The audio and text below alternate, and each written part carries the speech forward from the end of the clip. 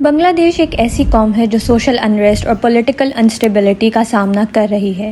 کبھی وائبرنٹ رہنے والا ڈھاکہ یونیورسٹی کا کیمپس اب ایک اختلاف کا میدان بن چکا ہے۔ جوان چہروں کا سمندر ایک کامن پرپس کے ساتھ یونائٹڈ ہے، نعرے لگا رہا ہے جو ان تاریخی دیواروں میں گونج رہے ہیں۔ ہم اپنے بھائیوں کا خون ضائع نہیں ہونے دیں گے، یہ انصاف، برابری اور پہچان کی پکار ہے۔ لیکن اس بغاوت کی چنگاری کس نے بھڑکائی؟ اس مسئلے کی کور میں بنگلہ دیش کا کوٹا سسٹم ہے، جو فریڈم فائٹرز کے ڈسینڈنٹس، ٹرانسجنڈر انڈیویجولز اور ایتھنک مائنورٹیز کو گورنمنٹ جابز میں پریفرینشل ٹریٹمنٹ دینے کے لیے ڈیزائن کیا گیا تھا۔ ارادہ اچھا تھا، لیکن اس کی امپلیمنٹیشن نے بہت سے لوگوں کو کمزور محسوس کروایا۔ اس کانفلکٹ کی گہرائیوں کو سمجھنے کے لیے ہمیں 1971 کے دور کی طرف جانا پڑے گا، جو اس وقت ایسٹ پاکستان کے نام سے جانا جاتا تھا۔ بنگلہ دیش اس نے اپنی انڈیپینڈنس کے لیے ویسٹ پاکستان، جو آج ایگزسٹنگ پاکستان ہے، اس کی رجیم کے خلاف دلیرانہ جنگ لڑی۔ قوم نے بھاری قیمت چکائی، جہاں لگ بھگ آدھی آبادی اپنے گھروں سے محروم ہو گئی۔ مکتی باہنی کی قیادت میں فریڈم فائٹرز، جنہوں نے اپنی آزادی کی لڑائی لڑی، ان کی طاقت تھی، ان کی قربانیوں نے ایک نئے ملک کی بنیاد رکھی۔ رضاکار جو ویسٹ پاکستان کی حمایت میں تھے، ان کو غدار کا لیبل ملا۔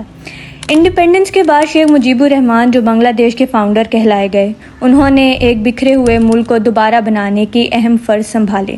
انٹرنیشنل کرائمز ٹریبیونل ایکٹ کو رضاکارز کو انصاف کے کٹہرے میں لانے کے لیے بنایا گیا۔ نیانیکا مکھرجی نوٹ کرتی ہیں کہ جب 37,000 لوگوں کو گنہگار کے طور پر شناخت کیا گیا تو ان میں سے بہت سے یا تو معاف کر دیے گئے یا قید کر لیے گئے۔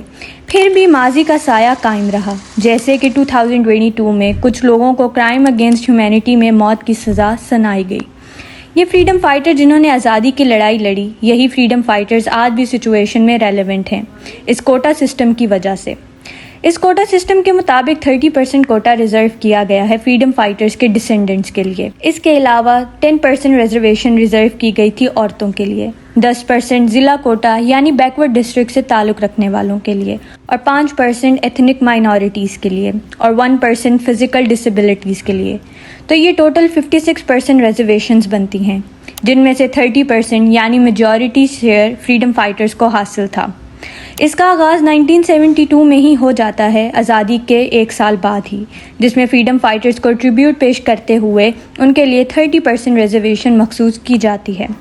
پرائم منسٹر شیخ حسینہ اپنے بزرگوں کے راستے پر چلتے ہوئے کوٹا سسٹم کا مضبوطی سے دفاع کرتی ہیں اور اسے فالن ہیروز کے ایک مقدس ٹریبیوٹ کے طور پر فریم کرتی ہیں، لیکن ان کی باتیں نہ چاہتے ہوئے بھی ٹینشنز کریٹ کر رہی ہیں اور پروٹیسٹرز کی نیت پر سوال اٹھ رہے ہیں۔ اسٹوڈنٹس موومنٹ پر فریڈم فائٹرز کی ڈسرسپیکٹ اور ہٹا کے رضاکار کی خاموش حمایت کا الزام لگایا جا رہا ہے۔ حکومت کی ایشورنسز اور جوڈیشل پراپ کمیٹی کے بین کے باوجود پروٹیسٹ اب بھی جاری ہیں، جو نوجوانوں میں بڑھتی ہوئی ناامیدی کا ثبوت ہیں۔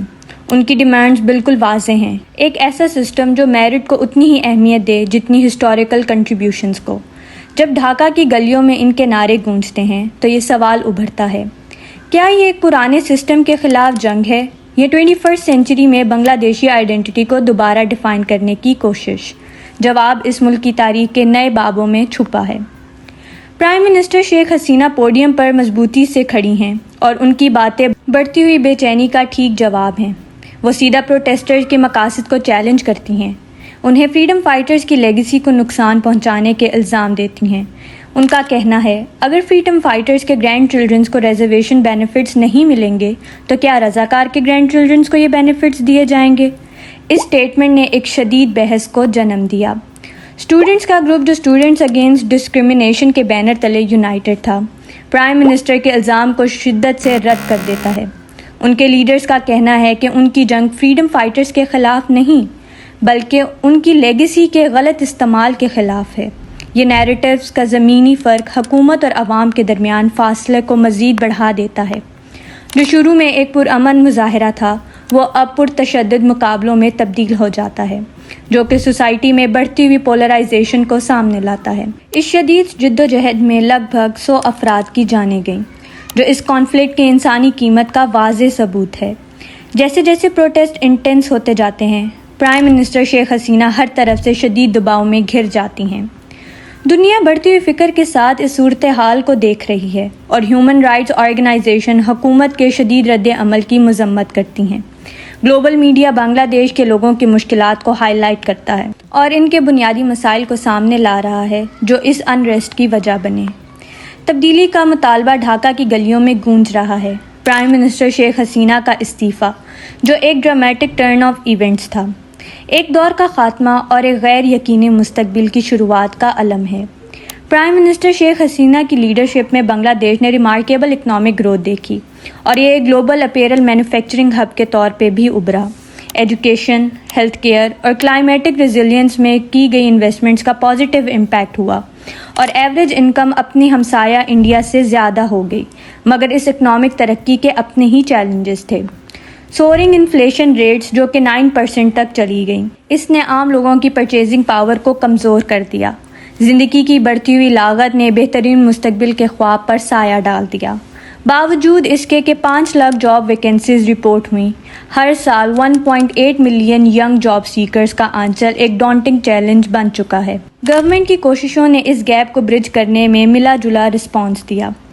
جیسے بنگلہ دیش ریپڈ اکنامک ڈیولپمنٹ کی کمپلیکسٹی سے گزر رہا ہے، ایکویٹیبل ڈسٹریبیوشن آف بینیفٹس کو انشور کرنا اہم ہے، انفلیشن اور ان امپلائمنٹ کے دوہرے چیلنجز کو ایڈریس کرنا اور سوشل ٹینشنز کو کم کرنا ضروری ہے۔